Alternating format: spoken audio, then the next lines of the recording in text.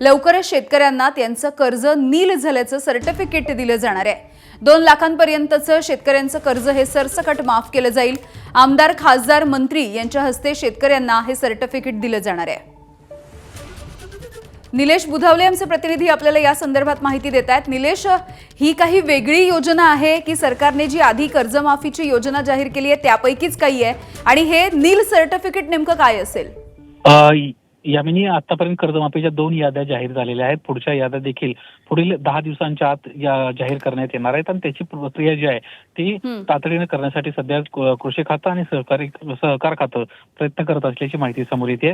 अनेक शेतकऱ्यांना आपलं कर्ज नेमकं नील झालं आहे की नाही, कर्जमाफीतून आपल्याला खरंच फायदा झालाय का, या संदर्भामध्ये सध्या खूप संभ्रमाचं वातावरण आहे आणि त्यामुळेच शेतकऱ्यांचं कर्ज नील झालं असल्याचं सर्टिफिकेट हे आता कृषी खात्याच्या वतीनं, सहकार खात्याच्या वतीनं देण्यात येणार आहे। त्या अनुषंगानं कृषी मंत्री दत्तात्रय भरणे यांनाही महत्त्वपूर्ण निर्णय घेतलेला आहे।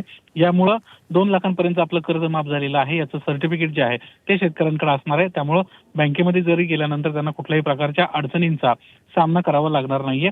या प्रमाणपत्रांचं वाटप अगदी तालुका पातळीपर्यंत, जिल्हा पातळीवर करण्यात येणार आहे आणि त्यासाठी आमदार, खासदार, मंत्री यांच्या हस्ते हे सर्टिफिकेट देऊन शेतकऱ्यांना आपले कर्जमाफी झाल्याची जी माहिती आहे ती या निमित्तानं मिळणार आहे।